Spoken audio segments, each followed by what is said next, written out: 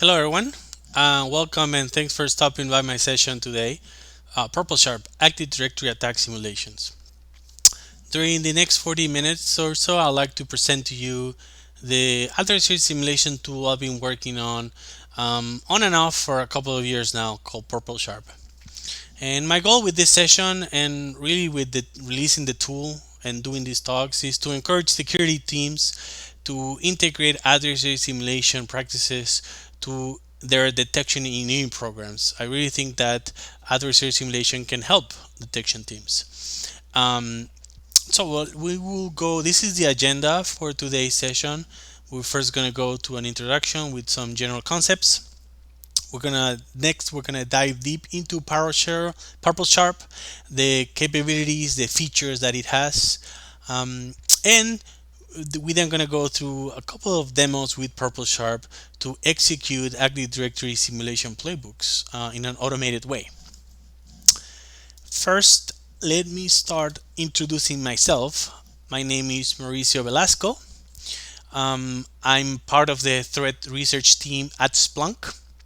Before that, I used to run a blue team, a threat management team for a Fortune 500 organization. My areas of focus are detection and simulation and hunting. I love meeting new people and chatting about InfoSec. So I'll leave you my Twitter account where I share all my work. I share other people's work that I find interesting. Do follow me on Twitter so we can connect. Like I mentioned, my areas of focus are adversary simulation, threat hunting, and detection engineering.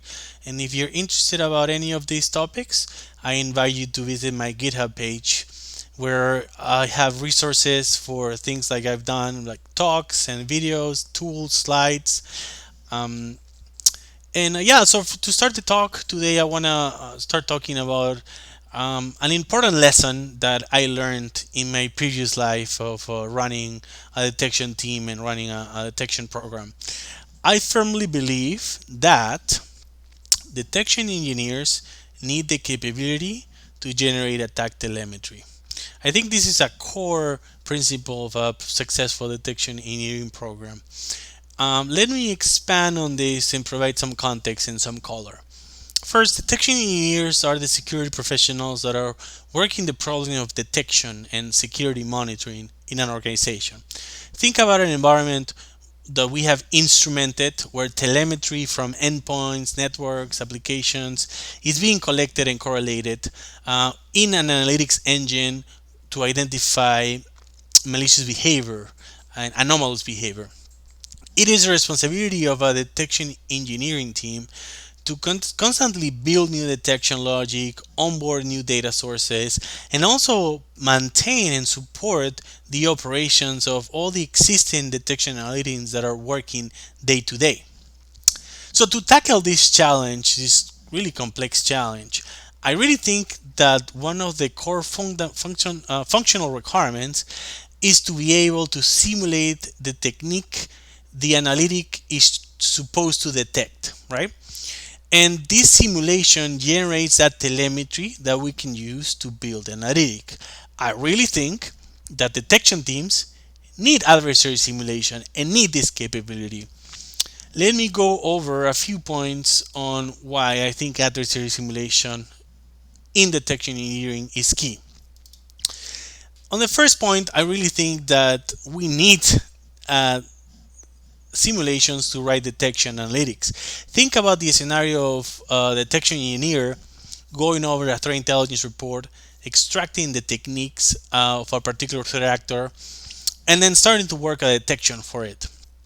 I really think that if the engineer is not able to execute this technique in a lab environment to obtain the telemetry to ultimately test his or her logic of this analytic, um, the analytic may be flawed because we don't have a way to test it. That takes me to the next point, because if we consider the detection program and we look at it from an engineering approach and really benefit from that engineering perspective, we need to start integrating detection testing into our programs, right? And I think adversary simulation provides us both unit testing because it allows us to generate that data set that we can unit test against that detection. But it also provides functional testing because it allows us to test the detection and the whole detection program end to end, because not only just the analytic itself, but also test the event pipeline and if everything is working as expected. Which is why I think on the last point that adversary simulation is really an end-to-end validation of detection posture, of security posture. Okay. So now that we have covered that, let me dive deep a little bit into PurpleSharp and how it works and some of the features and capabilities. So PurpleSharp is a adversary simulation tool that execute adversary techniques within Windows Active Directory environments. It follows the MITRE ATT&CK Framework and currently supports around 50 techniques within Windows and within Active Directory environment. It's written in C#, and the techniques are implemented using either the .NET libraries that are native to C# and .NET, as well as Windows 32 API calls, depending on the technique. I use both. The goal of PurpleSharp, as I mentioned at the beginning of the presentation, is really to generate that attack telemetry that can help detection teams, to build, test, and enhance detection controls and detection analytics. What I want to do next is let me describe PurpleSharp based on some features, on 5 points that I want to go over real quick in the next 5 minutes. The first one is flexibility. PurpleSharp is a single C# assembly. When we used to do adversary simulation exercises internally, one of the first approaches that we took was using command and control frameworks, open source and commercial. And these were great for at the beginning, but unfortunately you have to interactively use these tools to operate on a host, on a infected or compromised host. This manual interaction limited us from automation. Even though some of these C2 frameworks do have an API, we needed more. We needed something different, more flexible. So C#, because it's just a C# assembly, I can easily just copy paste it or move it to the network and really execute techniques in a real way without having a command and control framework or infrastructure, reverse shell like a network connection. So it makes it easy. PurpleSharp supports simulation playbooks written as JSON files. So JSON files that describe all the details of a simulation that really allow us to have simulation as code. Now, within these playbooks, we have customizable technique parameters that we can use. Let me show you one example of this. Here we have a remote password spraying technique. And in this case, we're going to define the technique ID, which is password spraying. We can define the password that we're going to use to spray the accounts. We're going to define the protocol. In this case, we're using NTLM protocol, right? We're going to define a task sleep time. So this is going to be 30 seconds between each authentication attempt. Finally, we define the targets that we're going to spray, and we also define the host target that we're going to spray against. So really flexible way of executing password spraying attacks with a lot of different options and variations, right? So this makes it really flexible. Here's another example of two techniques, one for creating a service, the other one for creating a scheduled task. For persistent techniques, we can define things like the service name, the path, the URL, the task name, the task path, etc. For the next point, we're going to talk about remote simulation deployment. One of the requirements that I had with PurpleSharp was to be able to execute simulations or deploy simulations on remote endpoints. The reason that I wanted to do that was because I wanted to be able to test the local detection controls that were on that part of the network. Because, yeah, as you know, different parts of the network have different configurations, different people maintaining it. So there may be issues in detection and visibility in other parts of the network. So I wanted that capability to deploy a simulation on an endpoint. So the requirements are having network connectivity, because PurpleSharp leverages native features of Windows like SMB, WMI, name pipes. So we need to have network connectivity to services, and we also need to have administrative credentials on that remote host.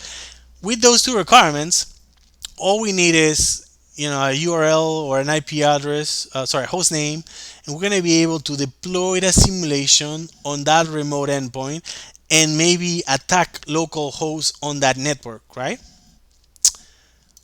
Now, diving a little bit deeper into how this works, a PurpleSharp is one single C# assembly, but it executes three different functions or modules: the orchestrator, the scout, and the simulator. These three modules, they work together and they actually talk to each other across the network and on one host using name pipes and serialized objects. And this is basically how we describe the simulation and share that across the modules, so that we don't have to use things like parameters, right? So it's everything shares through name pipes. And similar to PSXSec, similar way, PurpleSharp copies itself to a remote host, but we're using WMI and the Win32 underscore process class in WMI to execute code remotely. This is how, at a high level, how PurpleSharp deploys simulations. We have this operator computer where we're running the orchestrator. The orchestrator copies PurpleSharp to disk on that remote host and then starts the scout using WMI. And the scout is a service that performs some recon on this remote host and communicates to the orchestrator using name pipes, and they share information about what has been discovered on this host, like the user, for example, that is logged in on this host, the path of the user. And with that, the orchestrator executes some tasks to stage the simulation. And once everything's ready, the scout will execute the simulator that also runs on that remote endpoint, and the simulator is in charge of actually executing the technique, right? So the scout, all it does is just does some reconnaissance, it orchestrates, it talks to the orchestrator, but the simulator is the one executing the technique itself. Okay. Now, one important thing that I wanted to do was user impersonation, and let's explain this. Because I'm using WMI to move laterally, I need to use an administrative account on that remote host. And when you use WMI to execute code remotely, what you get is that your process is going to run under the context of that account that you're using to authenticate remotely, right? So think about a service account that we're using to deploy the simulation. So that's great, and that's the scout runs under this service account, right? But I really wanted my simulation to be able to run under the context of a real user, impersonating a real user. The reason behind that is because, one, if we keep running simulation under the context of this service account, we don't really have credible simulations, right? And two, I really wanted to be able to leverage real user token and real users privileges to execute more simulations. So how do we get our simulator to run under context of a real user and no longer that service account? I started playing with tokens and a few Windows API calls, and they work pretty good. But I ended up going a different route. And the way this works is PurpleSharp leverages the parent process ID spoofing technique to start the simulator as a child process of Explorer. Okay, so what happens is that you can use the create process Windows API to pass some parameters and basically pick your parent process. And when you do that, I get two things. First, because Explorer.exe is typically, the Explorer process runs under the context of the user that's logged in, I'm able to get that token of that logged user, and the simulation behavior, all the actions the simulator takes, are going to run on the context of that logged real user, right? And also, because I'm setting explore.exe to be the parent of the simulator, I also break that relationship of parent-child process between the scout and the simulator. What that gives me is a really good way of separating the simulation deployment from the simulation itself, right? So now it makes it look more credible. So now whoever user is logged in on this host at this time, the simulator is going to run under the context of that real user, which is pretty powerful and allows us to do a lot of different things. This is an example of sysmon login, and we can see here that the scout runs under account PSharp, which is the service account that we use to deploy. But then the simulator, which actually runs from a path within this user M Simpson, Mark Simpson, actually runs under the context of this real user, right? So thanks to the parent process ID spoofing technique. The next point is technique variations. I wanted PurpleSharp to be able to execute the same technique in different ways, because in an attempt to bypass detections with the help to, and this helps us validate detection resilience, because executing the same technique in a different way may have a different way of detecting it. Here's a couple of examples with PurpleSharp. For the PowerShell technique, PurpleSharp can execute it using PowerShell.exe, which is calling the PowerShell.exe binary, which may be easier to catch if you have command line logging.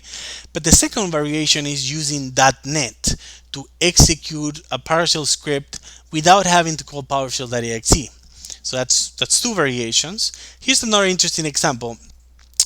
This technique, remote services, is used by attackers to execute code remotely by creating a remote service, and like a tool like PSXEC uses this, right? So the first variation of PurpleSharp uses the native command sc.exe to create a remote service, to start a remote service, and to delete the remote service. So we're using a command line native tool. The second way that PurpleSharp supports it is by using Windows API calls, particularly the create service API call, to interact with the service control manager of that remote host to create a service, to start the service, and to delete the service. And the final way of executing this technique is by, instead of creating a service, modifying an existing service that already exists on that host so that we can get code execution. The cool thing about this third way is that, unlike the first two, it no longer creates an event, a service creation event. It's bypassing that detection that we've relied on for some time to be able to catch this technique. This technique I came across for the first time on this tool, SC Shell. So credits to the author. So one technique, three different ways of simulating it, supported by PurpleSharp, and different ways of detecting it, and by executing it we are able to test our detection posture. The last example is password spraying. As I was mentioning before, we can use Kerberos or NTLM authentication by just leveraging the Windows API called logon user, and just a parameter here that defines the authentication protocol to be used. So pretty simple way of modifying it. And of course, executing a password spraying with Kerberos and NTLM looks different on the logs. The final point is that I wanted PurpleSharp to be able to have a focus on Active Directory. So the main techniques that I'm going after are need to be, for Active Directory. They're the priority, and because of the parent process ID spoofing technique, the simulator is able to interact with Active Directory and in domain members in the context of the log user. So that's pretty cool, because every technique that I run from that host is gonna look as if that remote log user is executing them. So think about when I'm logging into other computers like Lateral Movement, I'm gonna leverage that user. Or when I do things like network enumeration or command line, everything against AD is gonna look as if it's coming from that user. Finally, PurpleSharp also supports LDAP, and it uses this to pick random hosts and random targets. There's some techniques that target objects like users or hosts. For example, think about a technique like password spraying, it targets users, or think about a technique like lateral movement, it targets hosts. So PurpleSharp supports the ability to leverage LDAP to randomly pick users um, as targets or pick computers as targets using LDAP. So it's natively using LDAP to pick random targets. And there's two parameters that we can use on our JSON playbooks: host target type and user target type. If we set that to 2, that means that PurpleSharp is going to find targets for you randomly against AD without passwords, because I don't need PurpleSharp does not need passwords to be configured. It just takes that token from that user. Okay, so now after learning about PurpleSharp and how it works, we're going to go over some demos, some Active Directory attack simulation playbooks. So let me set up my lab environment real quick. So we have our lab environment where we're gonna be executing these simulation playbooks. We have a lab environment with a Windows domain, the Hack Labs domain, that has around 10 endpoints from Windows 10 to 2012, 2016, 2019. These endpoints are configured with Windows Event Forwarding to send events to a couple of servers that have Splunk agent installed, and we're running the community version of Splunk to look at the logs. So this is where we're going to be running our simulations. All the simulations are going to be executed from a non-domain joined computer, as you can see here. And we're going to have a few dashboards to show us some of the telemetry generated by these simulations. So let's start with the first playbook, Active Directory Discovery. When an attacker lands on a network through a phishing attack on an Active Directory network, the first step is going to have to be to execute or go over situational awareness. The attackers need to understand where they are, who's who in the network, who are the privileged users, which computers are on that network, etc., etc. This is a technique that attackers have to go through in order to target an Active Directory environment. If you look at threat intelligence, we know that this is what they need to do, right? And how they do it. So I think it's really important for blue teams to be able to test this against their environments and understand what's their detection posture against Active Directory discovery techniques. So on the first playbook, we're going to execute Active Directory discovery with native tools, Windows native tools that are used for this purpose, known to be used by attackers. So our first playbook is kind of like the easy way unsophisticated attackers would do. The second way, instead of using native tools, we're going to be using PowerShell, which also forces blue teams to have better visibility, better telemetry to detect this. And finally, we're going to simulate a more advanced attacker that's using LDAP queries directly to enumerate objects in Active Directory. So we're going to simulate this against remote hosts of our network.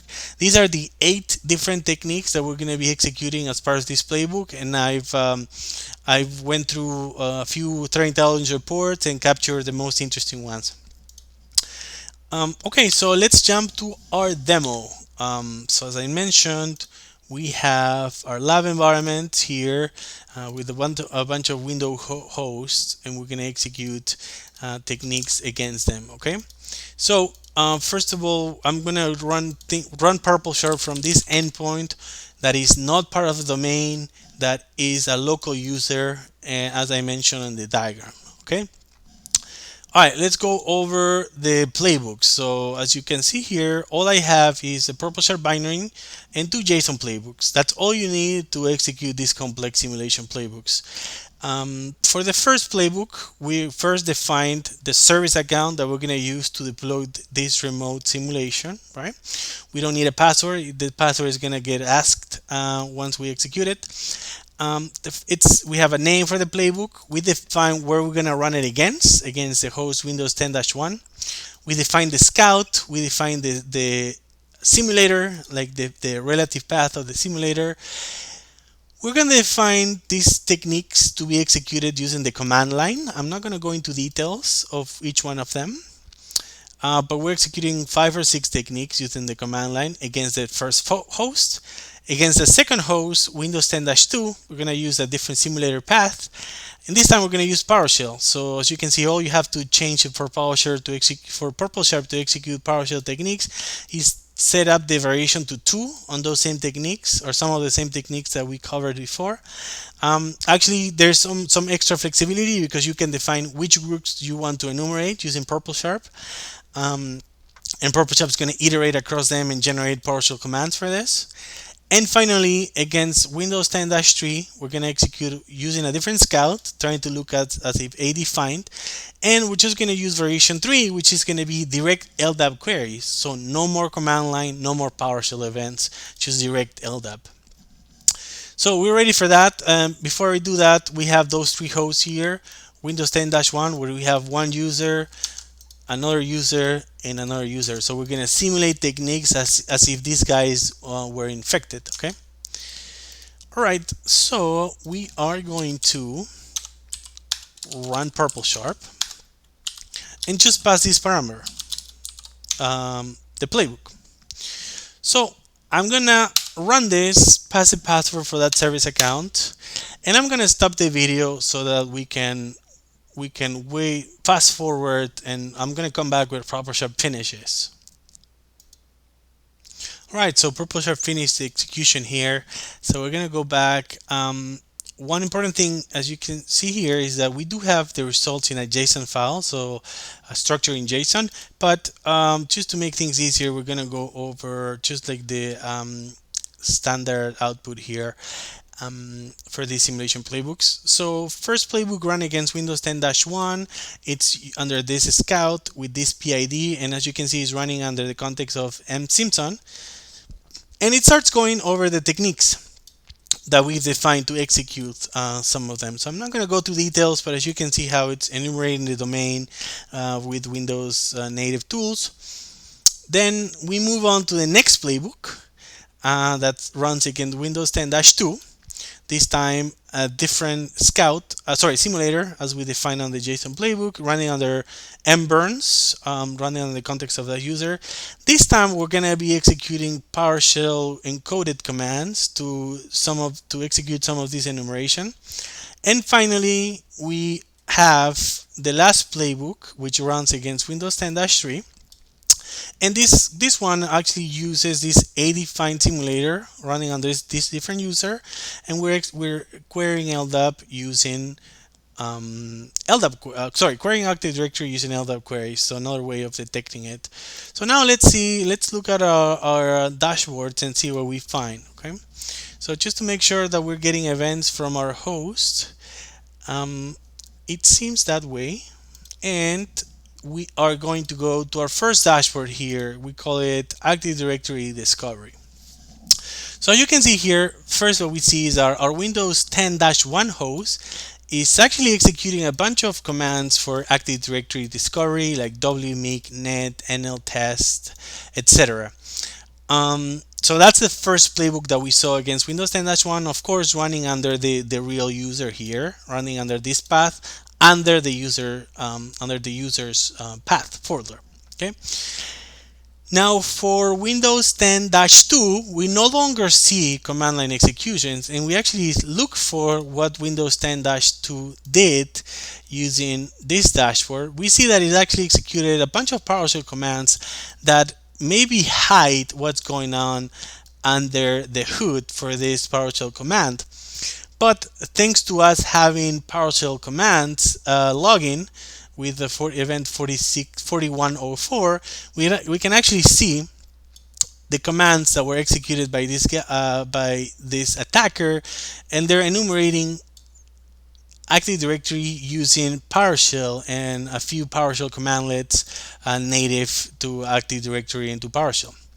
And finally, for the third simulation playbook, as you can see, Windows 10-3 adefine.exe has executed a bunch of has executed and has connected to the domain controller using port 389, which is LDAP. So this is a more sophisticated attacker enumerating using directly LDAP, which we will not be able to catch using command line, using PowerShell, but perhaps using network controls. So that's the first playbook, and we have learned a lot about our environment. So let's move on to the second playbook. For the next simulation playbook, we're going to be using lateral movement. So lateral movement, once an attacker has obtained certain privileges on the network, the attackers will execute lateral movement techniques to be able to execute code remotely, to take over different endpoints on the Active Directory network, to look for data, to exfiltrate data, etc. This is also an important task within an Active Directory reach, and a task that I think blue teams should be able to detect. And one way of knowing if we can detect this is by executing these techniques against your network, which is probably, in my view, the most important way of confirming detection posture. So we're going to also execute 3 playbooks. In this case, we're going to go over the 4 most common lateral movement techniques in Windows environments. And all of these are supported by PurpleSharp. The first one, we're going to create a remote service on an endpoint similar to PSX-SEC. Second one is create a scheduled task on a remote host using task.exe. So we're going to use APIs and Windows binaries. On the playbook 2, we're going to use WMI and WinRM to execute code remotely. And on playbook 3, we're going to do a variation of the remote service technique. And instead of creating a service, we're just going to modify an existing service so we can bypass some detection. One important thing to mention when we're going this specific playbook is that, as you remember, we're using PurpleSharp to deploy a simulation on a remote host. So what we're going to do is report a simulation to a host where we know an administrative user or an administrator user is logged in. So we can use his token, his privileges, and be able to execute code remotely on this remote host. Otherwise, we'll not be able to have those permissions. Okay. All right. So let's jump to our last demo. And let's go over here. So on this demo, we have this playbook. We're also defining that service account. So we're going to have first playbook. We're going to execute it in Windows 10-2. Why Windows 10-2? Because this user is actually a local administrator on all Windows 10 computers. Okay.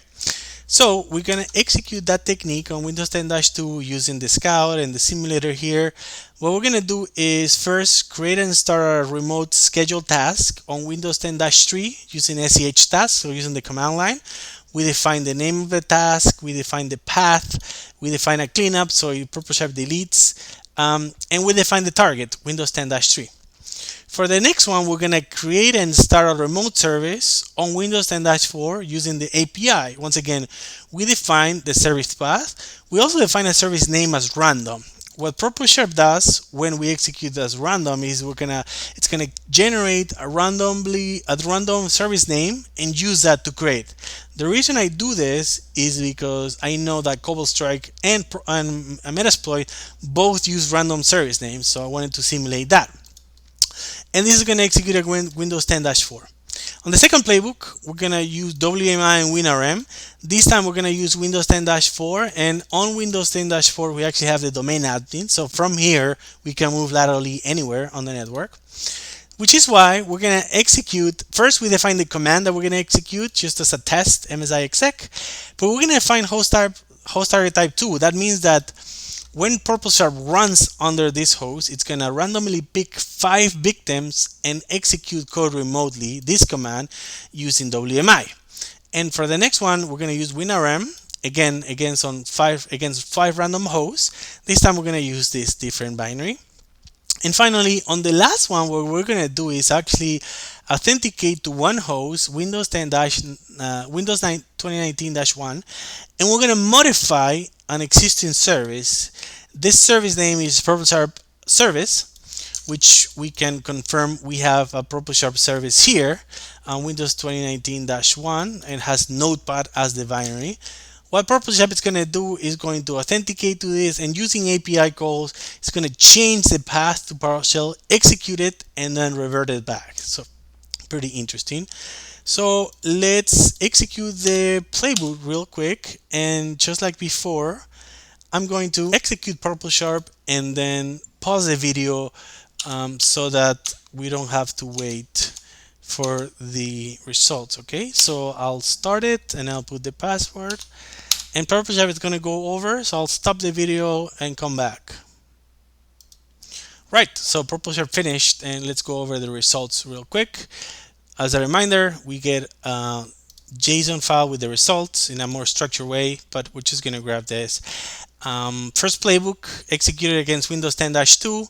The first one is we're gonna create a task on remote host Windows 10-3 using SEH tasks. You can see the creation, starting it, deleting it.